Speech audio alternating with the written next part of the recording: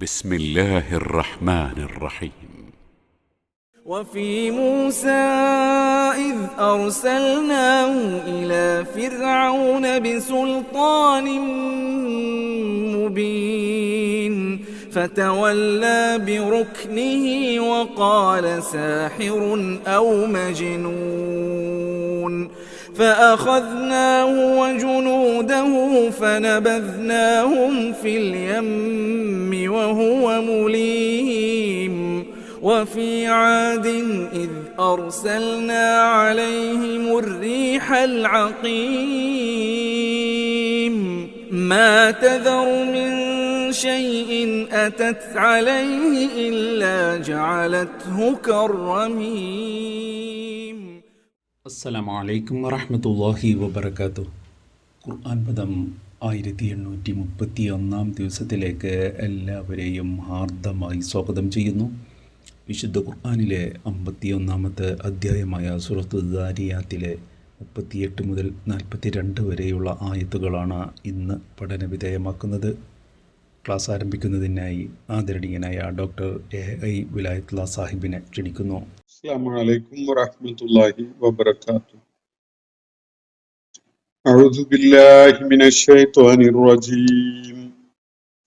ബിസ്മില്ലാഹിർ റഹ്മാനിർ റഹീം. വഫീ മൂസാ ഇദ് അർസൽനാഹു ഇലാ ഫിർഔന ബിസുൽത്താനിൻ മുബീൻ ഫതവല്ലാ ബിറുക്നിഹി വഖാല സാഹിറുൻ ഔ മജ്നൂൻ فأخذناه وجنوده فنبذناه في اليم وهو مليم وفي عاد إذ أرسلنا عليهم الريح العقيم ما تذر من شيء أتت عليه إلا جعلته كالرميم صدق الله العلي العظيم. സൂറത്തു ദാരിയാത്തിലെ 38 മുതൽ 42 വരെയുള്ള ആയത്തുകളാണ് ഇന്ന് ഞാൻ നിങ്ങളെ കേൾപ്പിച്ചിട്ടുള്ളത്. മക്കയിലെ അഭിസംബോധിത സമൂഹത്തെ കാര്യങ്ങളെക്കുറിച്ച് ഉണർത്തുന്നതിന് വേണ്ടി അവര് പിന്തുടർന്നു വരുന്ന നിലപാടുകൾ വളരെ അബദ്ധജടിലമാണ് എന്നത് അവരെ ബോധ്യപ്പെടുത്തുന്നതിന് വേണ്ടി ചരിത്രത്തിലെ ചില സാക്ഷ്യങ്ങൾ അല്ലാഹു അവരെ കേൾപ്പിക്കുകയാണ്. നമ്മൾ വായിച്ചുകൊണ്ടിരിക്കുന്ന ഭാഗത്തും ഇന്ന് വായിച്ചു വെച്ച ആയത്തുകളിലുമൊക്കെ അങ്ങനെയുള്ള കാര്യങ്ങളാണ് നമുക്ക് കാണാൻ സാധിക്കുക. തൊട്ടു മുമ്പ് നമ്മൾ ഇബ്രാഹിം അലൈഹിസ്സലാമിന്റെ അടുക്കൽ ചില അതിഥികൾ വന്ന കാര്യം പറഞ്ഞു തുടങ്ങിയിട്ട് സന്തോഷ വാർത്ത നൽകിക്കൊണ്ട് ആ അതിഥികളായി എത്തിയ മലക്കുകൾ അവിടുന്ന് മുന്നോട്ട് പോയത് ലൂത്ത് അലൈഹിസ്സലാമിന്റെ ദൗത്യ നിർവഹണം നടന്നിരുന്ന ജോർദാന്റെ പ്രദേശമായി ഇന്നത്തെ ജോർദാന്റെ അതിരുകളോട് ചേർന്ന് കിടന്നിരുന്ന 2 ഗ്രാമങ്ങളിലേക്കാണ്. അവിടെ ലൂത്ത് അലൈഹിസ്സലാമിന്റെ താക്കീതുകൾക്ക് ഒന്നും ചെവിക്കൊടുക്കാതെ അതിനൊന്നും വേണ്ട പരിഗണന നൽകാതെ നിർലജ്ജരായി സകലവിധ അധാർമികതയിലും ആണ്ടുപോയ അവസ്ഥയിൽ കഴിയുകയായിരുന്നു ഒരു സമൂഹം. ലൂത്ത് അലൈഹിസ്സലാം നിയോഗിക്കപ്പെട്ടത് അവർക്ക് താക്കീത് നൽകാനും സത്യമാർഗത്തിലേക്ക് അതുപോലെ സദാചാരത്തിന്റെ വഴിയിലേക്ക് അവരെ തിരികെ വിളിക്കാനൊക്കെയാണ്. പക്ഷെ അവര് ലൂത്ത് അലൈഹിസ്സലാമിന് വേണ്ട പരിഗണന ഒരിക്കലും നൽകുകയുണ്ടായില്ല. അദ്ദേഹത്തെ പരിഹസിച്ചുകൊണ്ട് അദ്ദേഹത്തെ ഒറ്റപ്പെടുത്തിക്കൊണ്ടുള്ള ഒരു നിലപാടാണ് അവര് ആ ജനത സ്വീകരിക്കുകയുണ്ടായത്. ആ ജനത മാത്രമല്ല, ലൂത്ത് അലൈഹിസ്സലാമിനെ പരിഹസിക്കുന്നതിലും വഞ്ചിക്കുന്നതിലുമൊക്കെ അദ്ദേഹത്തിന്റെ പത്നി കൂടി പങ്കാളിയായിരുന്നു എന്നതാണ് ഖുർആൻ നൽകുന്ന സൂചന. അപ്പോ ആ ജനതയുടെ കാര്യത്തിൽ അള്ളാഹു ചില നടപടികൾ അള്ളാഹുവിന്റെ സുന്നത്തനുസരിച്ച് തന്നെ അള്ളാഹുവിന്റെ നടപടിക്രമങ്ങളുടെ രീതി അനുസരിച്ച് തന്നെ സ്വീകരിക്കുകയുണ്ടായ ഒരു കാര്യമാണ് നമ്മൾ കഴിഞ്ഞ ദിവസം പഠന വിധേയമാക്കിയ ആയത്തുകളിലായിട്ട് അള്ളാഹു ശ്രദ്ധയിൽ കൊണ്ടുവരികയുണ്ടായത്. അവരെ കടുത്ത ദൈവിക ശിക്ഷ പിടികൂടി എന്നതാണ് വസ്തുത. അത് വിവരിക്കുന്ന ഈ ആയാത്തുകളിൽ അതിന്റെ തുടക്കം മലക്കുകൾ സംസാരിക്കുന്ന വിധത്തിലാണ് നമ്മൾ കണ്ടത്. ഇന്നാ ഉർസിൽന ഇലാ ഖൗമിൻ മുജ്രിമീൻ എന്ന് മലക്കുകൾ പറഞ്ഞത് നമ്മൾ കണ്ടു. അതിനെ തുടർന്ന് അള്ളാഹു നേരിട്ട് ബഹുവചന രൂപത്തില് ആ സംഭവം തുടർന്നുണ്ടായത് വിവരിച്ചു തരികയാണ്. ചരിത്രപരമായ ഒരു സാങ്കത്യം കൂടി അല്ലെങ്കിൽ ഒരു വിഷയം കൂടി ഇതിൽ കടന്നു വരുന്നുണ്ട്. ഈ വിവരണം തുടർന്നുള്ള ആയാത്തുകള് അള്ളാഹു നേരിട്ട് സംസാരിക്കുന്നതാണ് എന്ന് മനസ്സിലാക്കുന്നത്. എന്താണെന്ന് വെച്ചാൽ ഈ മലക്കുകള് ഇബ്രാഹിം അലൈഹി ഇസ്ലാമിന്റെ അടുക്കൽ വന്നത് ലൂത്ത് അലൈഹി ഇസ്ലാമിന്റെ നാട്ടിലേക്ക് പോകുന്നതിന് മുമ്പായി ആ പോകുന്ന വഴിക്ക് അവിടെ കയറുകയാണ് ഉണ്ടാവുന്നത്. അപ്പോഴാണ് ഇബ്രാഹിം അലൈഹി സ്വലാം മലക്കുകളെ ഭക്ഷണമൊക്കെ പാകം ചെയ്ത് തയ്യാറാക്കി സ്വീകരിക്കാനും ആതിഥ്യ മര്യാദ കാണിക്കാനും ഒക്കെ മുതിർന്നത്. അപ്പോ ആ ഘട്ടത്തില് നടപടിയൊന്നും ലൂത്ത് അലൈഹി ഇസ്ലാമിന്റെ സമൂഹത്തിനെതിരിൽ സ്വീകരിച്ചിട്ടില്ല. അവരതിനു വേണ്ടി പോവുകയാണ്. എന്നാൽ ഇവിടെ തുടർന്നുള്ള വിവരണത്തില് അവരെ നശിപ്പിച്ച കാര്യവും അവരുടെ മേൽ കടുത്ത നടപടി ഉണ്ടായ കാര്യവും ഒക്കെയാണ് പറയുന്നത്. അതൊക്കെ കഴിഞ്ഞു, സംഭവിച്ചു എന്ന നിലക്ക്. അപ്പോ ഈ മലക്കുകൾ അങ്ങോട്ട് പോകുന്ന വഴിക്കാണ് ഈ ഇബ്രാഹിം അലൈഹി ഇസ്ലാമിന്റെ അടുക്കൽ എത്തിയതായിട്ട് ഖുർആന്റെ വിവരണത്തിൽ നിന്ന് വ്യക്തമാക്കപ്പെട്ടിട്ടുള്ളത്. എന്നാൽ അത് സംഭവിച്ചതിന് ശേഷമുള്ള ഒരു റിപ്പോർട്ട് എന്നുള്ള നിലക്ക് പറയുന്ന വിധത്തിലാണ് തുടർന്നുള്ള ആയത്തുകൾ. അതുകൊണ്ട് തന്നെ ഒന്നുകിൽ ആ മലക്കുകൾ ആ നടപടി പൂർത്തിയാക്കിയിട്ട് ഇബ്രാഹിം അലൈഹി ഇസ്ലാമിന്റെ അടുക്കിലേക്ക് തന്നെ തിരിച്ചെത്തിയപ്പോ അങ്ങനെ തിരിച്ചെത്തിയപ്പോ നടത്തിയ സംഭാഷണമാണിത് എന്ന് അനുമാനിക്കേണ്ടി വരും. അതല്ലെങ്കിൽ അതിനേക്കാൾ കൂടുതൽ സാധ്യതയുള്ളതും വിശുദ്ധ ഖുർആന്റെ ശൈലീപരമായ പ്രത്യേകത ഉൾക്കൊണ്ടുകൊണ്ട് മനസ്സിലാക്കുന്ന ഒരു കാര്യവും എന്ന നിലക്ക് മലക്കുകളുടെ സംസാരത്തിനെ തുടർന്ന് അള്ളാഹു ആ സംഭവത്തിന്റെ പിന്നീടുണ്ടായ പരിണിതി എന്താണ് എന്നത് വിവരിക്കുകയാണ് ഈ ആയത്തുകളിൽ എന്ന് മനസ്സിലാക്കാം. അതാണ് കഴിഞ്ഞ ദിവസം ഞാൻ ചൂണ്ടിക്കാണിച്ചത്. വലി നുർസില അലൈഹിം ഹിജാറത്തും മിൻ തുയീൻ എന്നത് മുതൽ അവരുടെ മേൽ മൺകട്ടകൾ അല്ലെങ്കിൽ മണ്ണുകൊണ്ടുള്ള കളിമണ്ണ് കൊണ്ടുള്ള കട്ടകള്, കല്ലുകള് പതിക്കാൻ നാം ഉദ്ദേശിച്ച കാരണമായും എന്നുള്ളതാണ്. അല്ലെങ്കിൽ നാം അവരുടെ മേൽ പതിക്കുന്നതിന് വേണ്ടി എന്നാണ് പറയുന്നത്. അതിനുവേണ്ടിയാണ് മലക്കുകൾ നിയോഗിച്ചയക്കപ്പെട്ടിട്ടുള്ളത്. ആ കല്ലുകളുടെ പ്രത്യേകത അത് ഈ അതിർവരമ്പുകളെ മാനിക്കാത്ത വിധത്തിൽ ജീവിച്ച ആ സമൂഹത്തിലെ ഓരോ അംഗത്തെയും ലക്ഷ്യം വെച്ചുകൊണ്ട് അടയാളപ്പെടുത്തപ്പെട്ട കല്ലുകളായിരുന്നു. അങ്ങനെ അത് അവരെ ആ വിധത്തിൽ കൈകാര്യം ചെയ്യുന്നതിന് മുമ്പായി ഫഅഖ്റജ്നാ മൻ കാന ഫീഹ മിനൽ മുഅ്മിനീൻ, വിശ്വാസികളായി അവിടെ ഉണ്ടായിരുന്നവരെയൊക്കെ നാം മോചിപ്പിക്കുകയുണ്ടായി. അവിടെ വിശ്വാസികളായ അല്ലെങ്കിൽ മുസ്ലിങ്ങളായ ആളുകളുടേതായി ഒരേ ഒരു വീടേ ഉണ്ടായിരുന്നുള്ളൂ. എന്നിട്ട് വതറക്നാ ഫീഹ ആയതൻ ലില്ലദീന യഖാഫൂനൽ അദാബൽ അലീം, വേദനാജനകമായ ശിക്ഷയെ ഭയപ്പെടുന്ന ആളുകൾക്കായിട്ട് നാം അവിടെ വലിയൊരു ദൃഷ്ടാന്തം അവശേഷിപ്പിക്കുകയും ചെയ്തു എന്നാണ് അള്ളാഹു ഇവിടെ പറയുന്നത്. അപ്പോ ഇത് സംഭവം കഴിഞ്ഞതിന് ശേഷമുള്ള വിവരണമായതുകൊണ്ട് തന്നെ അതിന്റെ സ്വാഭാവികതയിൽ ഉൾക്കൊള്ളുമ്പോൾ അള്ളാഹു ഈ വിവരണത്തിന് മലക്കുകളുടെ സംസാരത്തിന് തുടർച്ചയായി ആ കാര്യം വിവരണം പൂർത്തീകരിക്കുകയാണ്. വിശുദ്ധ ഖുർആന്റെ അതിവിശിഷ്ടമായ ശൈലീപരമായ ഒരു പ്രത്യേകതയാണ് സംസാരിക്കുന്ന ആള് നിരന്തരം മാറിക്കൊണ്ടിരിക്കുന്നു എന്നത്. ഒരു സൂറത്തിലോ അല്ലെങ്കിൽ ഒരു സെഗ്മെന്റിലോ ഒരു റുക്കൂയിലോ പോലും നമ്മളിത് മാറിക്കൊണ്ടേയിരിക്കുന്നത് കാണാം. സംസാരിക്കുന്ന ആള് മാറുന്നു, കേൾക്കുന്ന ആളുകൾ അഭിസംബോധിതര് മാറുന്നു. പക്ഷെ നമുക്ക് ആശയപരമായ ഒഴുക്കിന് യാതൊരു തടസ്സവും അനുഭവപ്പെടുന്നില്ല. ഒരുപക്ഷെ നൂറുകണക്കിന് തവണ വായിച്ച് പോയാൽ മാത്രമേ ഇതിൽ അങ്ങനെ ഒരു ഷിഫ്റ്റ് ഉണ്ടാവുന്നുണ്ടല്ലോ എന്ന് പോലും നമുക്ക് ശ്രദ്ധയിൽ വരുള്ളൂ. മലക്കുകൾ പറഞ്ഞുകൊണ്ടിരുന്നത് അതില് മുത്തക്കല്ലിം അല്ലെങ്കിൽ ആ സംഭാഷണം നടത്തുന്ന ആള് മലക്കുകൾ എന്നത് മാറി അള്ളാഹു നേരിട്ട് പറയുന്ന വിധത്തിലായിട്ടുണ്ട് എന്നത് പോലും വായനക്കാരൻ അത്ര എളുപ്പത്തിൽ മനസ്സിലാക്കിക്കൊള്ളണമെന്നില്ല.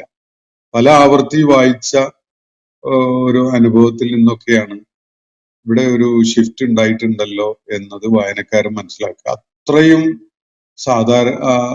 ഒരു നോർമലൈസ്ഡ് ആയിട്ടുള്ള ഒരു ഒഴുക്ക് ആ വിവരണത്തിന് കാണാൻ സാധിക്കും. അത് വിശുദ്ധ ഖുർആന്റെ വല്ലാത്തൊരു പ്രത്യേകതയാണ്. മനുഷ്യരചനയില് ഇങ്ങനെ ഷിഫ്റ്റ് ഉണ്ടായിക്കൊണ്ട് സംസാരിക്കുന്ന ആള് ഇടക്കിടക്ക് മാറുന്നുണ്ടെങ്കിൽ അത് ഇങ്ങനെ ആ ഷിഫ്റ്റ് നടക്കുന്നത് പോലും അറിയാത്ത വിധത്തില് ആ വിവരണം നിർവഹിക്കുക എന്നത് തീർത്തും അസാധ്യമാണ് എന്ന് തന്നെ പറയേണ്ടി വരും. കാരണം അങ്ങനെ ഒരു പരീക്ഷണം വളരെ അപൂർവമായിട്ടാണ്, അതും സമീപകാലത്തെ പിന്നിട്ട ഏതാനും ദശകങ്ങളിലൊക്കെയാണ് അങ്ങനത്തെ ഒരു വിവരണ ശൈലി, ഒരു നരേറ്റീവ് ടെക്നിക്ക് എന്നുള്ള നിലക്ക് സാഹിത്യ ലോകത്ത് അധികായന്മാര് ശ്രമിച്ചിട്ടുള്ളത്. അത് ഖുർആന്റെ അനുകരണമായിട്ട് ചെയ്തതാണ് എന്നതും മനസ്സിലാക്കാൻ സാധിക്കും. കാരണം അതിനൊന്നും വേറെ മോഡൽസ് ഒന്നും ഉണ്ടായിട്ടില്ല. അത് അത്തരം പരീക്ഷണങ്ങൾ, സ്ട്രീം ഓഫ് കോൺഷ്യൻസ് നോവലുകളുടെ വിവരണ ശൈലി ഇങ്ങനെ മാറിക്കൊണ്ടിരിക്കുന്ന ഒരു പാറ്റേൺ സ്വീകരിച്ചത് സാഹിത്യ ലോകത്ത് അത് വല്ലാത്തൊരു ദുരന്തമായി മാറുന്ന ഒരവസ്ഥ ഉണ്ടായിട്ടുണ്ട്. കാരണം വായനക്കാരന് എളുപ്പത്തിൽ മനസ്സിലാക്കാൻ പറ്റാതെ ആകെ ആശയക്കുഴപ്പമുണ്ടാക്കുന്ന ഒരു ശൈലിയായി മാറിയത് കൊണ്ട് അത്യപൂർവം ആളുകൾ മാത്രം വായിക്കുകയും ബാക്കിയുള്ളവര് അങ്ങനെ വായിച്ച ആളുകൾ അതിനെക്കുറിച്ച് എഴുതിയ വിവരണം വായിച്ച് അതിൽ തൃപ്തിപ്പെടുകയോ ഒക്കെ ചെയ്യുന്ന രീതിയാണ് അത്തരം നോവലുകൾക്ക് അല്ലെങ്കിൽ അവരുടെ അത്തരം നോവലുകളുടെ ഗതി അങ്ങനെയാണ് ഉണ്ടായത് എന്നതും സാഹിത്യ ചരിത്രം അറിയുന്നവർക്കറിയാം. അപ്പോ ഞാൻ അതൊന്ന് സൂചിപ്പിച്ചു എന്നേ ഉള്ളൂ. ഞാൻ ഇന്ന് നിങ്ങളെ കേൾപ്പിച്ച ഭാഗത്ത് രണ്ട് സമൂഹങ്ങളെ കൂടി അല്ലാഹു ഇതുപോലെ പരാമർശിക്കുകയാണ്. അവരുടെ പരിണതിയിൽ അല്ലെങ്കിൽ അവരെ ഏറ്റുവാങ്ങിയ ആക്ഷേപത്തിലും നിങ്ങൾക്ക് വലിയ പാഠം അടങ്ങിയിട്ടുണ്ട്, വലിയ ദൃഷ്ടാന്തം അടങ്ങിയിട്ടുണ്ട് എന്നാണ് അല്ലാഹു ഇവിടെ പറയുന്നത്. അതിൽ ഒന്നാമത്തേത് മൂസ അലൈഹിസ്സലാം അഭിസംബോധന ചെയ്തിരുന്ന ഫിറോവിന്റെയും കൂട്ടരുടെയും ആക്ഷേപത്താണ്. രണ്ടാമത്തേത് ആദ് സമൂഹത്തിന് ഏറ്റുവാങ്ങേണ്ടി വന്ന ആക്ഷേപത്താണ്. ഈ രണ്ട് സംഭവങ്ങളും വിശുദ്ധ ഖുർആനിൽ പലതവണ വിശദാംശങ്ങളോടുകൂടി പലയിടങ്ങളിലായിട്ട് വിവരിക്കപ്പെട്ടിട്ടുണ്ട്. അവയിൽ മിക്കതും നമ്മൾ വായിച്ചു കഴിഞ്ഞതുമാണ്. അപ്പോ നമുക്ക് ഈ ആയത്തുകൾ നോക്കാം. വഫി മൂസ, മൂസായിലും ഉണ്ട്, അല്ലെങ്കിൽ മൂസ അലൈഹി ഇസ്ലാമിന്റെ ചരിത്രത്തിലും ഉണ്ട് നിങ്ങൾക്ക് വായിച്ചെടുക്കാവുന്ന, നിങ്ങൾക്ക് പാഠം പകർന്നു തരുന്ന തരം ദൃഷ്ടാന്തങ്ങൾ. മക്കയിലെ ആളുകളാണ് ഇവിടെ അഭിസംബോധന ചെയ്യപ്പെടുന്നത്. അവരോടായിട്ട് അള്ളാഹു പറയുന്നത് വഫി മൂസ, മൂസായിലും ഉണ്ട് എന്നാണ്. എന്ന് പറഞ്ഞാൽ മൂസ അലൈഹി ഇസ്ലാമിന്റെ ചരിത്രത്തിലും നിങ്ങൾക്ക് ഇതുപോലെയുള്ള ഗുണപാഠം അടങ്ങിയിട്ടുള്ള ദൃഷ്ടാന്തങ്ങൾ കാണാൻ സാധിക്കും. ഇത് അർസൽനാഹു, വിശേഷിച്ച് അദ്ദേഹത്തെ നാം നിയോഗിച്ചയച്ച ആ സന്ദർഭം ഉണ്ടല്ലോ, ആ ചരിത്ര സന്ദർഭം, അത് ഇലാ ഫിറഔന ബി സുൽത്താനും മുബീൻ, ഫിറൗന്റെ അടുക്കലേക്ക് അദ്ദേഹത്തിനെ നാം നിയോഗിച്ചയച്ച ആ ചരിത്രഘട്ടത്തിൽ മൂസ അലൈഹി ഇസ്ലാമുമായി ബന്ധപ്പെട്ടുകൊണ്ടുള്ള സംഭവങ്ങളിലും നിങ്ങൾക്ക് ഗുണപാഠം നൽകുന്ന ദൃഷ്ടാന്തങ്ങൾ അടങ്ങിയിട്ടുണ്ട്. ഇവിടെ തൊട്ടു മുകളില് ലൂത്ത് അലൈഹി ഇസ്ലാമിന്റെയും ഇബ്രാഹിം അലൈഹി ഇസ്ലാമിന്റെയും സംഭവങ്ങളാണ് പരാമർശിച്ചത്. അതേപോലെ നിങ്ങൾക്ക് വലിയ പാഠം ഉൾക്കൊള്ളാൻ ഉപകരിക്കുന്ന ചിലത് മൂസ അലൈഹി ഇസ്ലാമിന്റെ ചരിത്രത്തിലും ഉണ്ട്. ലൂത്ത് അലൈഹി ഇസ്ലാമിന്റെ ഒരു ജനത ഒന്നടങ്കം തന്നെ ധിക്കാരികളായി സകലവിധ സദാചാര മര്യാദകളെയും കാറ്റിൽ പറത്തിക്കൊണ്ട് പ്രവാചകനെ വെല്ലുവിളിച്ചുകൊണ്ട് ജീവിച്ചപ്പോൾ അള്ളാഹു അവർക്ക് വലിയ തിരിച്ചടി നൽകിയ കാര്യമാണ് അവിടെ പറഞ്ഞത്. അപ്പോ അതുപോലെ ചില പാഠങ്ങള് നിങ്ങൾക്ക് മൂസ അലൈഹി ഇസ്ലാമിന്റെ ജീവിതത്തിലും ഉണ്ട്, കാണാൻ കഴിയും. ഇത് അർസൽനാഹു ഇലാ ഫിറഔന, ഫിറോവിന്റെ അടുക്കലേക്ക് നാം അദ്ദേഹത്തെ നിയോഗിച്ചയച്ച ആ ചരിത്രഘട്ടം, ആ ഘട്ടത്തില് ബി സുൽത്താനി മുബീൻ, എങ്ങനെയാണ് അദ്ദേഹത്തെ നാം അയക്കുകയുണ്ടായത്? ബി സുൽത്താനി മുബീൻ എന്നാണ് അള്ളാഹുവിടെ പറയുന്നത്. തെളിഞ്ഞ പ്രമാണവുമായി അള്ളാഹുവിന്റെ ദൂതനാണ് എന്നത് അവരെ ബോധ്യപ്പെടുത്തുന്ന വളരെ ഫലപ്രദമായ സാക്ഷ്യവുമായിട്ടാണ് മൂസ അലൈഹി ഇസ്ലാമിനെ അള്ളാഹു ആ ജനതയുടെ അടുക്കിലേക്ക് പറഞ്ഞയക്കുകയുണ്ടായത്. ഫിറോവിന്റെയും അയാളെ പിന്തുണച്ചുകൊണ്ട് അയാളുടെ ധിക്കാരത്തെയും അഹങ്കാരത്തെയും ഒക്കെ ഉൾക്കൊണ്ടുകൊണ്ട് അങ്ങനെ കഴിഞ്ഞുകൂടിയിരുന്ന ഒരു ജനത. ആ ജനതയുടെ അടുക്കിലേക്ക് മൂസ അലൈഹി ഇസ്ലാം വരുന്നത്, മൂസ അലൈഹി ഇസ്ലാം യഥാർത്ഥത്തിൽ അദ്ദേഹത്തിന്റെ ബാല്യകാലം ചെലവഴിച്ചിരുന്ന നാട്ടിലേക്ക് തിരിച്ചു വരികയാണ് ചെയ്യുന്നത്. തിരിച്ചു വരുന്നത് അള്ളാഹുവിന്റെ പ്രവാചകൻ എന്ന നിലക്കുള്ള ദൗത്യം നിർവഹിക്കാനാണ്. നാട് വിട്ടു പോകുന്നത് അബദ്ധത്തിൽ ഒരു കൊലപാതകത്തിന് ഉത്തരവാദിയായി മാറിയ അവസ്ഥയിലാണ്. തിരിച്ചു വരുന്നത് അള്ളാഹുവിന്റെ മാർഗത്തിലേക്ക് ധിക്കാരിയായ ഭരണാധികാരിയെ, അയാളെ പിന്തുണച്ചുകൊണ്ട് കഴിയുന്ന സമൂഹത്തെ ഒക്കെ വിളിക്കാൻ വേണ്ടിയാണ്. ആ വരുന്നത് ബി സുൽത്താനി മുബീൻ, വ്യക്തമായ പ്രമാണവുമായിട്ടാണ്. വെറുതെ വരികയല്ല. ഒരു നാട് വിട്ടുപോയ ഒരാള് തിരികെ എത്തുന്ന രീതിയിൽ വരുന്നതല്ല. അള്ളാഹുവിന്റെ അടുക്കൽ നിന്നുള്ള വ്യക്തമായ പ്രമാണവുമായിട്ടാണ്. എന്ന് പറഞ്ഞാൽ ഒരു സർട്ടിഫിക്കേഷൻ എന്ന രീതിയിൽ അള്ളാഹു ഒരു കടലാസിൽ എഴുതി ഒപ്പിട്ട് കൊടുത്തു എന്ന നിലക്കല്ല. ആ കാലഘട്ടത്തിൽ അതിന് വലിയ പ്രസക്തിയും ഉണ്ടാവില്ല. മറിച്ച് അള്ളാഹു നിയോഗിച്ചയച്ച ദൂതനാണ് എന്നത് ജനങ്ങളെ ബോധ്യപ്പെടുത്തുന്ന മുഅ്ജിസാത്തുകളുമായിട്ടാണ് മൂസ അലൈഹി ഇസ്ലാം വന്നിട്ടുണ്ടായിരുന്നത്.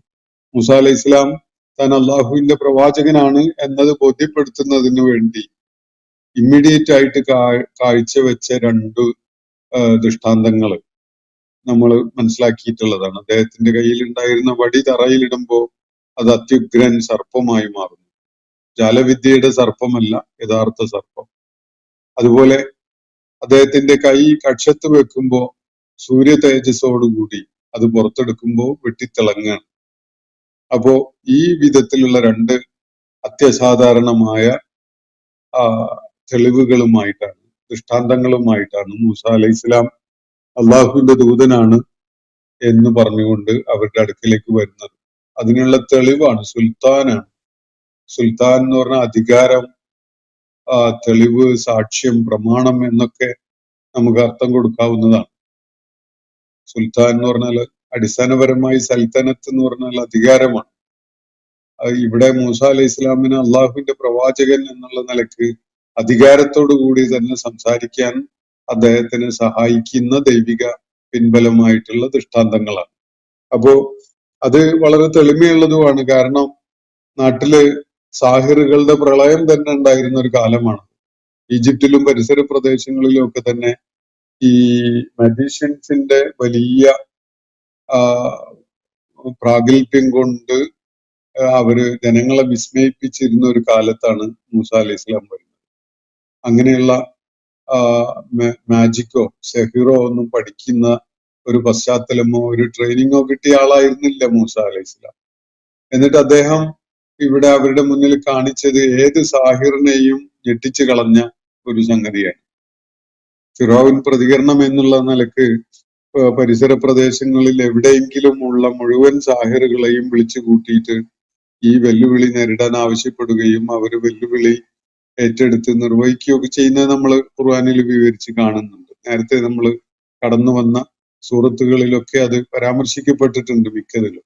അപ്പോ അവിടെ മൂസ അലൈഹി ഇസ്ലാം അവരുടെ മുന്നിൽ കാണിച്ചിട്ടുള്ള ഈ ദൃഷ്ടാന്തങ്ങള് ഒരു സാഹിറിന്റെ, ഒരു മജീഷ്യന്റെ, ഒരു ആഭിചാരകന്റെ പ്രവർത്തനമല്ല എന്നത് സാക്ഷ്യപ്പെടുത്തുന്നത് ആഭിചാരകന്മാര് തന്നെയാണ്. ഞങ്ങൾക്ക് ചെയ്യാൻ പറ്റുന്ന ഒരു സംഗതിയല്ല കേട്ടോ ഇത് എന്ന് പറഞ്ഞുകൊണ്ട് അവര് തോറ്റ് പിന്മാറുകയാണ്. മാത്രവുമല്ല അവരൊരു പടി കൂടി മുന്നോട്ട് പോയി മൂസ അലൈഹി ഇസ്ലാമിന്റെയും ഹാറൂന്റെയും ദൈവത്തിൽ ഞങ്ങൾ വിശ്വസിച്ചിരിക്കുന്നു എന്നാണ് അവർ പറഞ്ഞത്. വലിയ നിശ്ചയദാർഢ്യമുള്ള, വിശ്വാസദാർഢ്യമുള്ള വാക്കുകളാണ്. അവരുടെ കൈകാലുകൾ കുറുകെ ഛേദിച്ചു കളയും എന്ന് ഫിറോൻ അവരെ ഭീഷണിപ്പെടുത്തിയപ്പോൾ അവർ പറയുന്നത് നിനക്ക് എന്താ ചെയ്യാൻ പറ്റുക എന്ന് വെച്ചാൽ നീ അങ്ങ് ചെയ്തോ, ഈ ദുനിയാവിലല്ലേ നീ ഞങ്ങൾക്കെതിരിൽ വിധിക്കുകയുള്ളൂ എന്ന് പറയാനുള്ള ആർജവം. ഫഖ്ലിമ അൻത ഖാദി ഇന്നമ അൻത തഖ്ലി ഫീ ഹാദിഹി ഹയാത്തി ദുനിയ എന്നാണ് ഈ സാഹിറുകള് വിശ്വാസ ദാർഢ്യതയുടെ ഏറ്റവും തിളക്കമാർന്ന വാക്കുകളാണ് ഫിറോവിന്റെ മുഖത്തടിച്ച പോലെ പറയുകയുണ്ടായത്. അത് പറയാനൊന്നും ആ കാലഘട്ടത്തില് ലോക സമൂഹത്തിൽ തന്നെ ആരും ഉണ്ടായിരുന്നില്ല. പക്ഷെ ഈ സാഹിറുകൾക്ക് അനുഭവപ്പെട്ട, അവർക്ക് ബോധ്യപ്പെട്ട സത്യത്തിന്റെ മുന്നിൽ ഫിറോവിനൊന്നും അവരെ സംബന്ധിച്ചിടത്തോളം ഒന്നും ആയിരുന്നില്ല. അവര് പറഞ്ഞത്, നീ എന്ത് വിധിക്കാൻ വിചാരിച്ചിട്ടുണ്ടെങ്കിലും അങ്ങ് വിധിച്ചു കളയാം. വലത് കാലും ഇടത് കൈയും മുറിച്ചു കളയുന്നോ, അല്ലെങ്കിൽ മറിച്ച് ഇടത് കാലും വലത് കൈയും മുറിച്ചു കളയുന്നോ, എന്താണെന്ന് വെച്ചാൽ നീ ചെയ്തോ, അത് ഏതായാലും ഈ മരിച്ചു പോണ വരെയുള്ള ഈ ദുനിയാവിലെ കാലത്തല്ലേ ഉണ്ടാവുള്ളൂ എന്നാണ് സാഹിറുകൾ പറയുന്നത്. അപ്പോ വളരെ ചുരുങ്ങിയൊരു സമയത്തിനുള്ളിൽ അവർക്ക് മൂസ അലൈഹിസ്സലാം പ്രതിനിധാനം ചെയ്യുന്ന ദീനിന്റെ കാമ്പ് ഉൾക്കൊള്ളാൻ പറ്റി എന്നാണ് അത് കാണിക്കുന്നത്.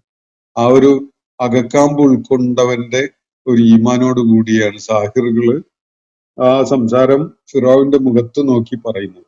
ഫിറോവിനെ സംബന്ധിച്ചിടത്തോളം നാട്ടിലെ തന്റെ സിൽബന്തികളുടെ കൂട്ടത്തില് ചിലര് അദ്ദേഹത്തെ മുഖത്തടിച്ച പോലെയുള്ള ഒരു അനുഭവമായിട്ടാണ് അത് കാണുക. അപ്പോ ഇവിടെ ഈ സംഭവങ്ങളൊക്കെ വളരെ ആറ്റിക്കുറുക്കി വളരെ സംക്ഷിപ്തമായിട്ടാണ് അള്ളാഹു ഇവിടെ പറയുന്നത്. വഫി മൂസ ഇത് അർസൽന ഇലാ ഫിറൗന ബിസുൽത്താനിൻ മുബീൻ. ഒരു തെളിമയുള്ള ദൃഷ്ടാന്തവുമായിട്ട് പ്രമാണവുമായിട്ട് ആണ് മൂസ അലൈഹി ഇസ്ലാമിനെ നാം അയക്കുകയുണ്ടായത് ഫിറൗന്റെ അടുക്കലേക്ക്. അതില് നിങ്ങൾക്ക് വലിയ പാഠം അടങ്ങിയിട്ടുണ്ട്. ഫതവല്ലാ ബിറുക്നിഹി വഖാല സാഹിറുൻ ഔ മജ്നൂൻ. തുടർന്നുള്ള ഈ ആയത്ത് 39-ാമത്തെ ആയത്ത് ഒരു പക്ഷേ ഒരുപാട് അധ്യായങ്ങൾ എഴുതി വ്യക്തമാക്കേണ്ട ഒരു ചരിത്ര സംഭവത്തെ ആറ്റിക്കുറുക്കി ഒരൊറ്റ വാചകത്തിൽ അള്ളാഹു ഇവിടെ വിവരിക്കുകയാണ്. തുടർന്നുണ്ടായ സംഭവങ്ങൾ സുദീർഘമായ രൂപത്തിൽ ഖുർആനിൽ തന്നെ അവതരിപ്പിക്കുന്നുണ്ട്. ചരിത്ര ഗവേഷണം നടത്തി അതേക്കുറിച്ച് വലിയ ഗ്രന്ഥങ്ങൾ തന്നെ രചിക്കാൻ സാധിക്കും. അത്രയും വിശദാംശങ്ങൾ അടങ്ങിയിട്ടുള്ള ഒരു ചരിത്ര സംഭവമാണത്. എന്നിട്ട് അതിനെ അള്ളാഹുവിടെ പറയുന്നത് ഒരൊറ്റ വാചകത്തിൽ ഒതുക്കിയിട്ടാണ്. ഫതവല്ല ബിറുക്നിഹി. അയാളുടെ കരുത്തിന്റെ ബലത്തില് പിന്തിരിഞ്ഞു കളഞ്ഞു. അയാളുടെ റുക്കിൻ എന്ന് പറഞ്ഞാല് ഒരു പിൻബലം, അല്ലെങ്കിൽ തൂണ്, മതില്, അതുപോലെ ഒരു ആശ്രയിക്കാവുന്ന ഒരു വലിയ ആശ്രയം എന്നൊക്കെയാണ് അർത്ഥം. അപ്പൊ അയാൾക്ക് അയാളുടെ അധികാര പ്രയോഗത്തിന് ആശ്രയിക്കാവുന്ന കുറെ സിൽബന്തികൾ ഉണ്ടായിരുന്നു. അതുകൊണ്ട് ഖുർആൻ അതിനെ ഫിറൗന വ മലഇഹി എന്ന വിധത്തിൽ പരാമർശിക്കുന്ന കാണാം. ഫിറൗനെയും അയാളുടെ പ്രമാണിമാരെയും താക്കീത് ചെയ്യാൻ വേണ്ടിയാണ് മൂസ അലൈഹി ഇസ്ലാമിനെ അയച്ചത് എന്നത് പലയിടത്തും പറയുന്നത് കാണാം. അപ്പൊ ഈ മലഇന്റെ പിൻബലമില്ലെങ്കിൽ ഫിറൗന് ഒറ്റയ്ക്ക് ഒരു അധികാരിയായിട്ട് നിലകൊള്ളാൻ കഴിയില്ല. ഏത് അധികാര സംവിധാനങ്ങളുടെയും നിലനിൽപ്പ് അതിനെ താങ്ങി നിർത്തുന്ന ഒരു പ്രമാണി വർഗം കൂടെ ഉണ്ട് എന്നതാണ്. ഇപ്പൊ നമ്മളുടെ രാജ്യത്തും അങ്ങനെയുള്ള അധികാരം വീശിക്കൊണ്ടിരിക്കുന്ന ആളുകളുണ്ടല്ലോ. അവർക്കും അവരെ താങ്ങി നിർത്തുന്ന പിൻബലമായിട്ട് ഒരു പ്രമാണി വർഗം കൂടെ ഉണ്ട് എന്ന ഒരു ധിക്കാരപരമായ നിലപാടോ അല്ലെങ്കിൽ ധാർഷ്ട്യവുമാണ് അവരെപ്പോഴും പ്രകടിപ്പിച്ചുകൊണ്ടിരിക്കുന്നത് നമ്മൾ കാണുന്നത്. ഇപ്പൊ അന്തർദേശീയ തലത്തിൽ അങ്ങനെയുള്ള അധികാരം മറ്റുള്ളവരുടെ മേൽ അടിച്ചേൽപ്പിച്ചുകൊണ്ട് ധിക്കാരത്തിന്റെ ഭാഷയിൽ മാത്രം സംസാരിച്ചുകൊണ്ടിരിക്കുന്ന അമേരിക്കൻ പ്രസിഡന്റിന്റെ കാര്യവും അങ്ങനെയൊക്കെ തന്നെയാണ്. പിൻബലമായിട്ട് നിലകൊള്ളുന്ന ഒരു പാർട്ടി ഉണ്ട്, ഒരു കമ്മ്യൂണിറ്റി ഉണ്ട്, ഒരു നാടുണ്ട്, ഒരു കോൺസ്റ്റിറ്റ്യൂഷനോ അല്ലെങ്കിൽ അയാള് രൂപീകരിച്ചിട്ടുള്ള ഈ നൈറ്റോ സഖ്യകക്ഷികളോ അതുപോലെയുള്ളത് യുണൈറ്റഡ് നാഷൻസ് പോലെയുള്ള സംവിധാനങ്ങൾ, ഇതൊക്കെ തന്റെ കയ്യില് തന്റെ നിയന്ത്രണത്തിലുണ്ട് എന്നൊരു പിൻബലത്തിലും ധൈര്യത്തിലുമാണ് ധിക്കാരത്തിന്റെ സംസാരം നടത്തുന്നത്. അപ്പോ ഫിറൗൻ ഇവിടെ ഫതവല്ല ബിറുക്നി, അയാളുടെ റുഖിനിന്റെ ബലത്തില് അയാള് മൂസ അലൈഹി ഇസ്ലാമിന്റെ താക്കീത് ഉൾക്കൊള്ളാൻ കൂട്ടാക്കാതെ പിന്തിരിഞ്ഞു കളഞ്ഞു. വഖാല, എന്നിട്ട് മൂസ അലൈഹി ഇസ്ലാമിനെ തള്ളി പറഞ്ഞുകൊണ്ടാണ് സംസാരിക്കുന്നത്. പറയുന്ന കാര്യം ഇങ്ങനെയാണ്: സാഹിറുൻ ഔ മജ്നൂൻ. ഒന്നുകിൽ ഇയാള് ഒരു ആഭിചാരകനാണ്, അതല്ലെങ്കിൽ അയാൾ ഒരു ഭ്രാന്തനാണ്. രണ്ട് ആക്ഷേപങ്ങളാണ് അല്ലെങ്കിൽ ആരോപണങ്ങളാണ് ഇവിടെ ഉന്നയിക്കപ്പെടുന്നത്. ഒന്ന് സാഹിർ, ഇത് രണ്ടും ഒരുമിച്ച് പറഞ്ഞു എന്ന് മനസ്സിലാക്കേണ്ടതില്ല. ഒരിക്കല് ഫിറഔന്റെ മുന്നിൽ ഈ മൂസ അലൈഹി സ്വലാം മൊഴിജിസാത്തുകൾ പ്രകടിപ്പിച്ചപ്പോ ഒരു ആരോപണമായിട്ട് അയാൾ ഉന്നയിച്ചത്, ഓ ഇത് നല്ല പഠിച്ചു വന്ന ഒരു ആഭിചാരകൻ തന്നെയാണ് കേട്ടോ എന്നാണ്. അത് ഒരിക്കൽ ഉന്നയിച്ച ഒരു ആക്ഷേപമാണ്. പക്ഷെ അത് നിലനിൽക്കുന്നില്ല. ആഭിചാരകന്മാരുടെ പ്രവർത്തനം എന്താണെന്നുള്ളത് വൈകാതെ തന്നെ പൊതുജന മധ്യത്തിൽ വെച്ച് എല്ലാവർക്കും മനസ്സിലായി. ആഭിചാരകരായ സകല ആഭിചാരകന്മാരും അവിടെ എത്തി മത്സരത്തിൽ പങ്കെടുത്തു.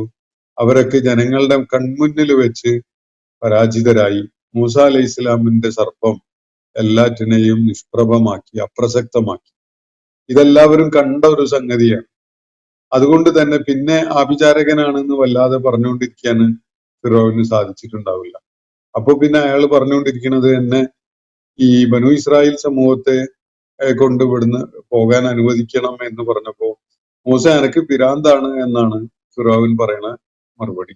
എന്റെ അടിമകളായിട്ട് എന്റെ കാൽക്കീഴിൽ ഞാൻ പറയുന്ന വിധത്തിൽ അടിമവേല ചെയ്തുകൊണ്ട് ജീവിക്കുന്ന ഒരു കൂട്ടരെ ഇവിടുന്ന് ഇറക്കി കൊണ്ടുപോകാനാണോ? ഒരിക്കലും അത് സമ്മതിക്കാൻ പോകുന്നില്ല എന്ന നിലക്കാണ് ഫിറോൻ പറയുന്നത്. അപ്പോ മൂസ അലൈഹി ഇസ്ലാം ഈ ഉന്നയിച്ച ഈ കാര്യത്തിനെ കുറിച്ച് പറയുന്നത് അവന് പിരാന്താണ് എന്നാണ്. കാരണം ഒരു പിരാന്തുള്ള ഒരാളല്ലാതെ ഇങ്ങനെ അചിന്ത്യമായ ഒരു കാര്യം പറയും.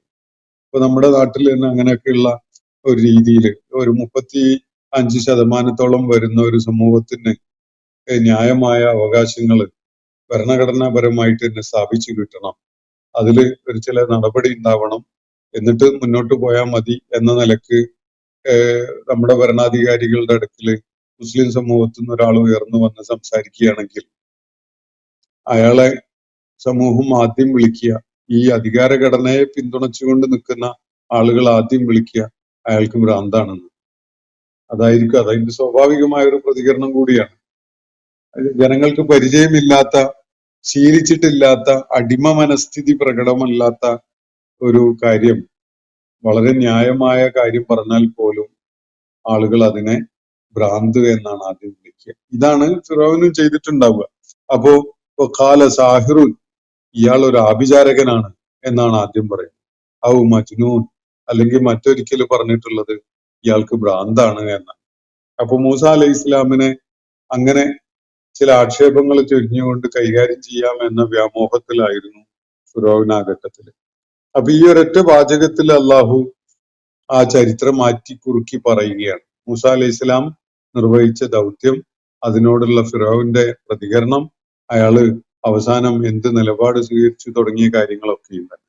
ഫഅഖദ്നാഹു വജുനൂദഹു, എന്നിട്ട് എന്തുണ്ടായി എന്നത് അള്ളാഹു ചുരുക്കി പറയുന്നത്, അവനെ നാം പിടികൂടുകയുണ്ടായി. അതിനെ തുടർന്ന് വജുനൂദഹു, അയാളുടെ പടയെയും അയാളുടെ സൈന്യത്തെയും നാം പിടികൂടുകയുണ്ടായി. ഫനബദ്നാഹും ഫിൽ യം, അവരെ നാം കടലിൽ എറിഞ്ഞു കളഞ്ഞു. വഹുവ മുലീം, അവൻ വലിയ ആക്ഷേപത്തിന് അർഹിക്കുന്നവനായി ഉണ്ടായിരുന്ന ആ സമയത്ത്. ഏറ്റവും വലിയ ആക്ഷേപം ഏറ്റുവാങ്ങാൻ അയാള് അർഹിച്ചിരുന്ന ഒരു ഘട്ടം അതാണല്ലോ. ഏതൊരു അധികാരിയും ഏതൊരു ഭരണം നടത്തുന്ന സ്വേച്ഛാധിപതിയും അയാൾ പിടികൂടപ്പെടുന്ന ഒരു നിമിഷം ചരിത്രത്തിൽ നിരീക്ഷിച്ചു നോക്കിയാൽ കാണാൻ കഴിയും. അള്ളാഹു അയാൾക്കായിട്ട് ഒരുക്കി വെച്ച ഒരു ട്രാപ്പ് ഉണ്ടാവും. അത് നീറ്റ് പരീക്ഷയിലെ കൃത്രിമം തന്നെ ആവണമെന്നില്ല, അതുപോലെയൊക്കെ ഉള്ളത് തന്നെ ആവാം. ഇപ്പോ CJP എന്ന് പറഞ്ഞ ഒരു പ്രസ്ഥാനം രംഗത്ത് വന്നുകൊണ്ട് ഒരു ഭരണകൂടത്തിനെതിരിൽ വലിയ പ്രക്ഷോഭം നയിച്ച് അത് വിജയക്കൊടി നാട്ടിയിട്ടാണ് അവര് അവിടുന്ന് പോയിട്ടുള്ളത്. ആ ഒരു സംഭവം തന്നെ എന്ന് പറഞ്ഞാൽ അധികാരം മൾട്ടിനാഷണൽ കോർപ്പറേറ്റ് കമ്പനികളുടെ പിൻബലത്തില്, അതുപോലെ ലോകത്തെ അധികാരന്മാരായിട്ട് വിലസുന്ന ഭരണാധികാരികളുടെ സൗഹൃദം ഉണ്ട് എന്നൊക്കെ പറഞ്ഞുകൊണ്ട് ഒരു ജനതയെ അടക്കി വാണുകൊണ്ടിരിക്കുന്ന ഒരാള്, പക്ഷെ ആ ആള് എന്തായാലും അള്ളാഹു നിശ്ചയിച്ച വിധത്തില് കൂപ്പുകുത്തുന്ന ഒരു സമയം ഉണ്ടാവും. ആ സമയം എപ്പോഴാണെന്നുള്ളത് നിരീക്ഷിച്ചാൽ കാണാൻ കഴിയും. ഏറ്റവും ഏറെ ആക്ഷേപത്തിന് വിധേയമാകുന്ന ഒരു സമയം ഉണ്ടാവുക. ഇവിടെ ഫിറോവിന്റെ കാര്യത്തിലും അങ്ങനെയാണ്. അയാൾക്കെതിരിൽ ഒരു ജനത ഒന്നടങ്കം ആക്ഷേപം ഉന്നയിക്കാൻ പറ്റുന്ന ഒരു സമയം. ഈ മുലീം എന്നാണ് ഇവിടെ ഉപയോഗിച്ചിരിക്കുന്ന വാക്ക്. ലൗമത്ത ലായിം എന്നൊക്കെയുള്ള പ്രയോഗം ഖുർആനിൽ കാണാൻ കഴിയും. ഒരു ആക്ഷേപകന്റെയും ആക്ഷേപം. ലൗമത്ത് എന്ന് പറഞ്ഞാൽ ആക്ഷേപം, ലായിം എന്ന് പറഞ്ഞാൽ ആക്ഷേപിക്കുന്നവൻ എന്നൊക്കെയാണ്. അതിന്റെ വേറെ രൂപമാണ് മുലീം എന്നുള്ളത്. അപ്പൊ ഇവിടെ ആക്ഷേപങ്ങൾ ഏറ്റുവാങ്ങേണ്ടി വന്ന ഒരു അവസ്ഥയിലാണ് ഫിറൗനെ നാം കടലിലേക്ക് എറിയുകയുണ്ടായത്. അള്ളാഹു സൂചിപ്പിക്കുന്നത് എന്ന് പറഞ്ഞാൽ അയാളെ ആദരവോടുകൂടി അയാള് മരിച്ചതിന് ശേഷം അയാളെ മറമാടുന്ന അല്ലെങ്കിൽ സംസ്കാര ചടങ്ങ് നടത്തുന്ന ഒരു കാര്യമല്ല. ഇപ്പൊ നമ്മള് പിന്നിട്ട നാളുകളില് ഒരു രാജ്യത്തിന്റെ ഏറ്റവും ഉയർന്ന പദവിയിലിരുന്ന ഒരാളെ അക്രമപരമായി കൊന്ന ശേഷം അദ്ദേഹത്തിന്റെ മൃതദേഹം സംസ്കരിക്കുന്ന വലിയ ആദരവുകളൊക്കെ കൽപ്പിച്ചുകൊണ്ട് സംസ്കരിക്കുന്ന ഒരു സംഭവം നമ്മൾ കണ്ടു. അപ്പോ അയാളെ, ആ വ്യക്തിയെ കൊന്നുകളഞ്ഞ രാജ്യത്തിന്റെ തലവൻ പറയുകയാണ്, എന്റെ ശവസംസ്കാര ചടങ്ങ് ഇതിനേക്കാളൊക്കെ ഗംഭീരമായിരിക്കും, ഇതിനേക്കാളൊക്കെ ആളുകൾ പങ്കെടുക്കും എന്നൊക്കെ പറഞ്ഞുകൊണ്ട് ഒരു വീമ്പ് പറയുന്നത് നമ്മൾ കണ്ടു. ഒരു പക്ഷേ ഈ ഫിറോവിന്റെ പോലെയുള്ള ഒരു പതനമാണ് അള്ളാഹു അയാൾക്ക് വെച്ചിട്ടുള്ളതെങ്കിൽ സംഭവിക്കാൻ പോകുന്നത്, ഈ ഫിറോവിന്റെ കാര്യത്തിൽ അള്ളാഹു എന്ത് നടപടിയാണോ സ്വീകരിക്കുകയുണ്ടായത് അതുപോലെയുള്ള സമാനമായ ഒരു ആക്ഷേപ വിധേയനായിക്കൊണ്ട് അയാള് മരണം ഏറ്റുവാങ്ങേണ്ടി വരിക എന്നതാണ്. വിശുദ്ധ ഖുർആനിൽ ഒരിടത്ത് പറയുന്ന നൽകുന്ന ഒരു വിവരണം ഫമാ ബക്കത്ത് അലൈഹിം സമാവാതു വൽ അർള് എന്നാണ്. ആകാശങ്ങളോ ഭൂമിയോ ഒന്നും തന്നെ അയാൾക്ക് വേണ്ടി വിലപിക്കുകയുണ്ടായില്ല, അവർക്ക് വേണ്ടി കണ്ണീരൊലിപ്പിക്കുകയുണ്ടായില്ല എന്നാണ്. അവര് കടലിൽ മുങ്ങി ഒടുങ്ങിപ്പോയപ്പോ അതിനെ പരാമർശിച്ചുകൊണ്ട് ഖുർആൻ പറയുന്നത്. മരിക്കണവരെയല്ലേ ഇയാളെ പേടിയുണ്ടാവുള്ളൂ. ഏത് ധിക്കാരിയായ ഭരണാധികാരിയെയും പേടിച്ചുകൊണ്ട് ഒരു ജനത നിൽക്കണമൊക്കെ ഉണ്ടാവും. പക്ഷെ അത് അയാൾ കണ്ണ് ചിമ്മണവരെ ഉണ്ടാവുള്ളൂ. ചത്തു കഴിഞ്ഞിട്ടുണ്ട് എന്ന് ബോധ്യമായി കഴിഞ്ഞാൽ പിന്നെ അത് പേടിച്ചുകൊണ്ട് ആരും നിൽക്കുന്നുണ്ടാവില്ല. അപ്പൊ അവര് സകല ആക്ഷേപങ്ങളും ചൊരിയും. മഹാദുഷ്ടനായിരുന്നു, അക്രമിയായിരുന്നു, ദ്രോഹിയായിരുന്നു, ഒരു ജനതയെ ഒന്നാകെ അടക്കി ദ്രോഹിച്ചുകൊണ്ട് ഭരിക്കുകയായിരുന്നു എന്നൊക്കെ പറഞ്ഞുകൊണ്ട് ആക്ഷേപങ്ങൾ ചൊരിയാനായിട്ട് ആളുകൾ ധൈര്യപൂർവ്വം മുന്നോട്ട് വരും. ഫിറൗനും കൂട്ടരും ചത്തൊടുങ്ങിയപ്പോഴും സംഭവിച്ചിട്ടുണ്ടായത് അത് തന്നെയാണ്. ആക്ഷേപങ്ങൾ ഏറ്റുവാങ്ങുന്നവരായി ഒരാൾ പോലും അവർക്ക് വേണ്ടി വിലപിക്കാനോ കണ്ണീരൊഴുക്കാനോ ഉണ്ടായിരുന്നില്ലാത്ത വിധത്തിലാണ് അവരുടെ അന്ത്യം ഉണ്ടായത്. അങ്ങനെയൊക്കെ തന്നെ സാധ്യതയുണ്ട് നമ്മളുടെ ഈ ലോക സാമ്രാജ്യത്തിന്റെ ലോകരാജ്യങ്ങളുടെ മേൽ സാമ്രാട്ടായിട്ട് നിഗളിക്കുന്ന അമേരിക്കൻ പ്രസിഡന്റിന്റെയും ഒടുക്കം അങ്ങനെയൊക്കെ ആവാനൊക്കെ സാധ്യതയുണ്ട്. അള്ളാഹു അയാൾക്ക് നിശ്ചയിച്ച എന്താണെന്ന് അറിയില്ല. എന്തായാലും അത്രയും ധാർഷ്ട്യത്തോടുകൂടി ധിക്കാരത്തോടുകൂടി നിരപരാധികളായ മനുഷ്യരെ കൊന്നൊടുക്കുന്നതിൽ യാതൊരു മനസ്താപവും കാണിക്കാത്ത ഒരു നിലപാടാണ് അയാള് പിന്തുടർന്നു വരുന്നത് എന്നത് നമുക്കറിയാം. അപ്പൊ ഇവിടെ ഒരു ജനതയെ, ആ ജനതയിൽ പെട്ട ഒരു ആൺകുഞ്ഞ് പിറക്കും, അയാള് ഫിറോവിന്റെ അന്തകനാവും എന്ന വിധത്തില് ഉള്ള ഒരു കഥ പരന്നതിനെ തുടർന്നാണ് ഫിറോവിൻ ബനു ഇസ്രായേലിലെ ആൺമക്കളെ മുഴുവനും കൊന്നൊടുക്കുകയുണ്ടായത്. മൂസ അലൈഹി ഇസ്ലാം പിറവിയെടുത്ത ഘട്ടത്തില് ഫിറോവിൻ ബനു ഇസ്രായേലിലെ ആൺമക്കളെ തെരഞ്ഞു പിടിച്ച് കൊന്നൊടുക്കുകയായിരുന്നു.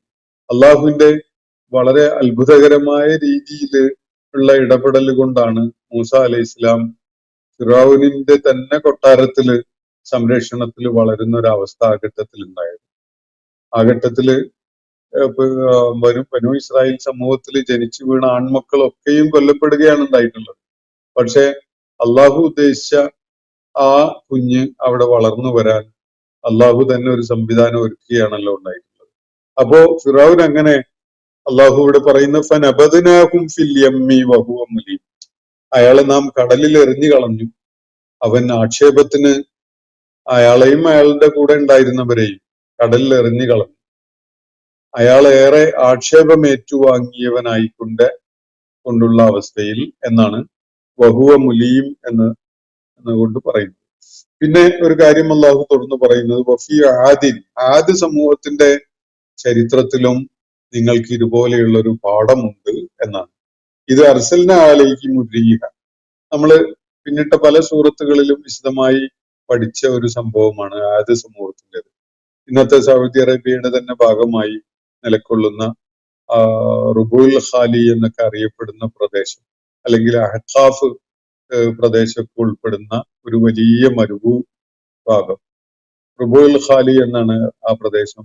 MT കോട്ടേജ് എന്നുള്ള പേരിലാണ് അത് അറിയപ്പെടുന്നത്. അത് ഹൂദ് അലൈഹിസ്ലാം ദൗത്യം നിർവഹിച്ച ആദ് സമൂഹം അധിവസിച്ചിരുന്ന ഭൂപ്രദേശമാണ്. അപ്പോ ആ പ്രദേശത്തെ അവരുടെ ധിക്കാരം കാരണമായി അള്ളാഹു ആ സമൂഹത്തെ നശിപ്പിച്ച കാര്യമാണ് ഖുർആൻ പലയിടങ്ങളിലും പരാമർശിക്കുന്നത്. ഇന്നും ആ പ്രദേശം ജനവാസമില്ലാതെ കിടക്കുകയാണ് റുബുൽ ഖാലി. അത്രയും കടുത്ത ഒരു ഇടപെടലാണ് അള്ളാഹു അവിടെ നടത്തിയിട്ടുണ്ടായിരുന്നത്. സാലിഹ് അലൈഹി ഇസ്ലാമിന്റെ ജനത സമൂദ് സമൂഹത്തെയും നശിപ്പിച്ചത് സമാനമായ ഒരു രീതിയിലാണ്. ആ പ്രദേശവും ജനവാസമില്ലാതെ തന്നെയാണ് ഇപ്പോഴും കിടക്കുന്നത്. അപ്പൊ ഇവിടെ അള്ളാഹു ഈ കഥ ചുരുക്കി പറയുകയാണ് രണ്ടായത്തുകളിലായിട്ട്. വഫി ആദ് സമൂഹത്തിലും ഉണ്ട് നിങ്ങൾക്ക് ചില ദൃഷ്ടാന്തങ്ങൾ അല്ലെങ്കിൽ ചില ഗുണപാഠങ്ങൾ. ഇത് അർസൽന അലൈഹിം റീഹ, അവരിലേക്ക് നാം ഒരു കാറ്റിനെ അയക്കുകയുണ്ടായപ്പോ. എങ്ങനെയുള്ള കാറ്റാണ്? റീഹൽ അഖീം, വന്ധ്യയായ കാറ്റ്, ഊഷരമായ കാറ്റ്, അല്ലെങ്കിൽ യാതൊരു നിലക്കും പ്രൊഡക്റ്റീവ് അല്ലാത്ത തരം കാറ്റ്. അഖീം എന്ന് പറഞ്ഞത് ഈ സൂറത്തിൽ തന്നെ നമ്മൾ സാറാ റളിയല്ലാഹു അൻഹ പറയുന്നത് കേട്ടു ഈ പദം, അജൂസുൻ അഖീം എന്ന് പറഞ്ഞു. അവിടെ അജൂസ് എന്ന് പറഞ്ഞാൽ കിഴവി, അഖീം എന്ന് പറഞ്ഞാൽ വന്ധ്യ എന്നാണ് അർത്ഥം. അതേ വാക്കാണ് ഇവിടെ കാറ്റിനെ കുറിച്ച് ഉപയോഗിച്ചിട്ടുള്ളത്. സ്ത്രീകളെ കുറിച്ച് പറയുമ്പോൾ ഗർഭധാരണ സാധ്യതയില്ലാത്ത സ്ത്രീകളെയാണ് അത് പരാമർശിക്കുന്നത്. കാറ്റിനെ കുറിച്ച് പറയുമ്പോൾ കാറ്റ് ഈ സൂറത്തിന്റെ തുടക്കത്തിൽ നമ്മൾ പല വിധത്തില് കാറ്റുകളെ പരാമർശിക്കുന്ന കണ്ടല്ലോ. വസ്സാരിയാത്തി ദർബ ഫൽഹാമിലാത്തി വിഖ്റ ഫൽജാരിയാത്തി യുസ്റ ഫൽമുഖസ്സിമാത്തി അംറ എന്നൊക്കെ പറഞ്ഞുകൊണ്ട് പല കാറ്റുകളുടെ പല പ്രവർത്തനങ്ങളെയും പരാമർശിക്കുന്നത് നമ്മൾ കണ്ടു. ഇവിടെ അള്ളാഹു നാശോന്മുഖതയുള്ള ഒരു കാറ്റിനെയാണ് പരാമർശിക്കുന്നത്. അള്ളാഹുവിന്റെ പ്രപഞ്ച സാകല്യത്തിലെ അതിഗംഭീരമായ ശക്തമായ സൈന്യങ്ങളുടെ കൂട്ടത്തില് ഒരു സേനയാണ് കാറ്റ് എന്ന് വിശുദ്ധ ഖുർആനിൽ പരാമർശം കാണാം.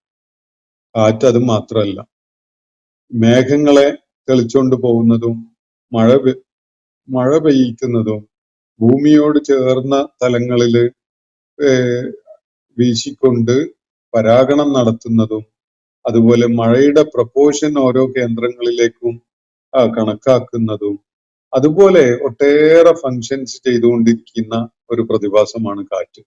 ഇവിടെ കാറ്റ് നമുക്ക് ഒരു കുളിർത്തന്നലായിട്ട് അനുഭവപ്പെടുന്ന സന്ദർഭങ്ങളുണ്ട്. കുളിർക്കാറ്റ് എല്ലാവരും കാറ്റുകൊണ്ടിരിക്കാൻ എല്ലാവർക്കും ഇഷ്ടമാണ്. ഒന്നും പുറത്ത് ഇതേ കാറ്റ് തന്നെ അതികഠിനമായ കൊടുങ്കാറ്റായിട്ടോ ഹറിക്കൻ പോലെയുള്ള നാശകാരികളായിട്ടുള്ള കാറ്റുകളൊക്കെ ആയി മാറാം.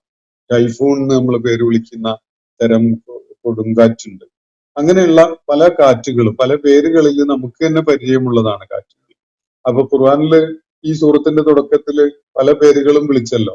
നമുക്ക് പരിചയമുള്ള ഭാഷയിലും പല പേരുകളും കാറ്റിനുണ്ട്. അതില് ടൈഫൂൺ, അതുപോലെ സ്റ്റോം, ഹറിക്കൻ പോലെയുള്ള പേരുകളൊക്കെ നമുക്ക് പലപ്പോഴും പത്രങ്ങളിൽ വായിച്ച് പരിചയം ഉണ്ടാവും ഇത്തരം പേരുകൾ.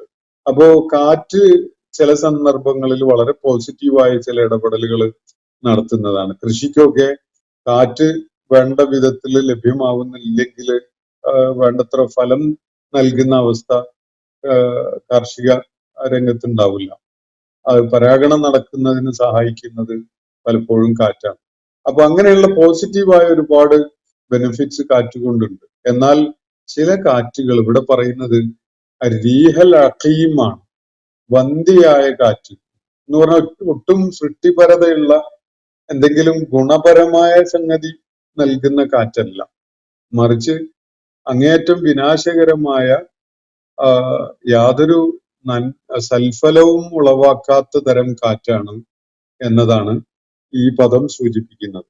അപ്പോ നാം അവരുടെ നേരെ, ആദ്യ സമൂഹത്തിന്റെ നേരെ ഈ സൽഫലമുളവാക്കുന്നതല്ലാത്ത വിധത്തിലുള്ള കാറ്റിനെ അയക്കുകയുണ്ടായി. മാ തദറു മിൻ ഷൈഇൻ അതത് അലൈഹി, അതിന്റെ പരിസരത്തൂടെ കടന്നു പോകാൻ ഇടയാകുന്ന ഒന്നും തന്നെ, അല്ലെങ്കിൽ ഈ കാറ്റ് ഏതിന്റെ അടുത്തൂടെയാണോ കടന്നു പോകുന്നത് അങ്ങനെയുള്ള യാതൊന്നും തന്നെ ഇല്ലാ ജഅലതുഹു കറമീം, അതിനെ ദ്രവിച്ചു പോയ ഒരു സംഗതിയാക്കി മാറ്റാത്ത അവസ്ഥ ഉണ്ടാവില്ല. ഈ കാറ്റിനെ കുറിച്ച് പറയുന്നതാണ്. ഈ കാറ്റ് ഏതെങ്കിലും പ്രദേശത്തൂടെ അങ്ങ് കടന്നു പോയാൽ അവിടെയുള്ള ചെടികളും മരങ്ങളും ജീവജാലങ്ങളും ഒക്കെ ചത്തൊടുങ്ങി ദ്രവിച്ച് പൊടിപൊടിയായി പോകുന്ന ഒരവസ്ഥയാണ്. അപ്പൊ അങ്ങനെയുള്ള ഒരു കാറ്റാണ്. ഇല്ലാ ജഅലതുഹു കറമീം, ഈ കാറ്റ് അതിനെ റമീമാക്കി മാറ്റിക്കളയും. റമീം എന്ന് പറഞ്ഞാൽ ദ്രവിച്ച പൊടിയാണ്. ഒരാൾ മരിച്ച് അസ്ഥികൂടം റമീമായി മാറുന്ന ഒരവസ്ഥ ഉണ്ടാവുന്നതിനെ കുറിച്ചൊക്കെ പറയുന്നുണ്ടല്ലോ. അപ്പൊ ഇവിടെ കാറ്റിനെ കുറിച്ച് പറയുന്നത് ഏതൊന്നിന്റെ അടുത്തൂടെയാണോ അത് കടന്നു പോകുന്നത് അതിനെ നിർജ്ജലീകരണം നടത്തി, അതിനെ ഉണങ്ങി ചുക്കിച്ചുളിഞ്ഞതാക്കി മാറ്റി, അതിനെ തുരുമ്പിപ്പോകുന്ന വിധത്തിലാക്കി കളയും ആ കാറ്റ്. കേരളത്തിൽ മാത്രം ജീവിച്ചു പോകുന്ന ഒരാളെ സംബന്ധിച്ചിടത്തോളം ഈ സംഗതി എത്ര പറഞ്ഞാലും മനസ്സിലാക്കാൻ കഴിയില്ല. ഒരുപക്ഷെ അങ്ങനെയാണ്. എന്നാൽ പല കാലാവസ്ഥകളിലും ഉള്ള നാടുകളിൽ യാത്ര ചെയ്തവർക്കറിയാം ശൈത്യകാലത്ത് കാറ്റ് എന്തൊരു പ്രയാസം സൃഷ്ടിക്കുന്ന ഒരു സംഗതിയാണ്. അതുപോലെ ഉഷ്ണകാലത്ത് ഡ്രൈ ആയ കാറ്റ്, വളരെ ജലാംശം ഒട്ടും ഇല്ലാത്ത തരം കാറ്റ് എത്ര കരിച്ചു കളയുന്ന വിധത്തിലുള്ളതാണ് എന്നതൊക്കെ ഈ മണലാരണ്യത്തിലോ അതുപോലെയുള്ള ഇടങ്ങളിലൊക്കെ ജീവിച്ച ആളുകൾക്ക് വേഗം മനസ്സിലാവും. ഞാൻ സൂചിപ്പിക്കുന്ന ഇവിടെ അള്ളാഹു കാറ്റിനെയാണ് ഈ ആദ്യ സമൂഹത്തെ കൈകാര്യം ചെയ്യാനുള്ള സൈന്യമായിട്ട് ഇറക്കുകയുണ്ടായത്. ആ കാറ്റിന്റെ ഒരു പ്രത്യേകത എന്താണ്? അത് ഏതൊന്നിന്റെ അടുത്തൂടെയാണോ കടന്നു പോകുന്നത് അതിനെ ഇല്ല ജഅലതുഹു കറമീം, അതിനെ തുരുമ്പാക്കി കളയും, പൊടിയാക്കി കളയും എന്നതാണ്. അങ്ങനെ ആക്കി കളയാത്ത വിധത്തിൽ ഒന്നും അവിടെ അവശേഷിക്കുകയില്ല എന്നാണ് ഇവിടെ പറയുന്നത്. ഇരുമ്പ് പോലും ചിലപ്പോ ആ വിധത്തില് ദ്രവിച്ച് പൊടിയായി, തുരുമ്പ് എന്ന് വിളിക്കുന്നത് ഇരുമ്പ് കേടാകുമ്പോഴാണല്ലോ നമ്മൾ. അപ്പോ ആ വിധത്തിലായി പോകും. അങ്ങനെയുള്ള ഒരു കാറ്റ് എന്ന് പറഞ്ഞാൽ വലിയ വിനാശം ഉണ്ടാക്കുന്ന തരം കാറ്റായിരുന്നു ആദ്യ സമൂഹത്തെ നശിപ്പിച്ചു കളയുന്നതിനായി അള്ളാഹു അയക്കുകയുണ്ടായത്. ഇവിടെ ഭൂകമ്പം ഉണ്ടായതും ഭൂമി അടിമേൽ മറിഞ്ഞതും ആദ്യ സമൂഹത്തിന്റെ ഭവനങ്ങളൊക്കെയും തകർന്നടിഞ്ഞതും ഒക്കെ വേറെ ഇടങ്ങളിൽ ഖുർആൻ പരാമർശിക്കുന്നുണ്ട്. ഇവിടെ ആ സംഭവത്തിനെ 2 ആയത്തുകളിലായിട്ട് അള്ളാഹു ചുരുക്കി പറയുകയാണ്. അതിലും മക്കയിലെ ആളുകൾക്ക് പാഠം ഉൾക്കൊള്ളാൻ ഉപകരിക്കുന്ന വലിയ ദൃഷ്ടാന്തമുണ്ട് എന്ന് പറഞ്ഞ് ഇവിടെ അത് സംക്ഷിപ്തമായി ചുരുക്കി അവസാനിപ്പിക്കുകയാണ്. ഇന്നത്തെ സെഷൻ ഇവിടെ അവസാനിക്കുകയാണ്. വാസ്തവ അൽഹംദുലില്ലാഹി റബ്ബിൽ ആലമീൻ. അസ്സലാമു അലൈക്കും വറഹ്മത്തുള്ളാഹി വബറകാതുഹു. ഇന്നത്തെ ഖുർആൻ പദം ഇവിടെ സമാപിക്കുന്നു. ഖുർആൻ പഠനത്തിൽ പങ്കെടുത്ത എല്ലാവർക്കും അല്ലാഹു അർഹമായ പ്രതിഫലം നൽകി അനുഗ്രഹിക്കട്ടെ. വആഖിർ ദഅവാനാ അൽഹംദുലില്ലാഹി റബ്ബിൽ ആലമീൻ. അസ്സലാമു അലൈക്കും വറഹ്മത്തുള്ളാഹി വബറകാതുഹു.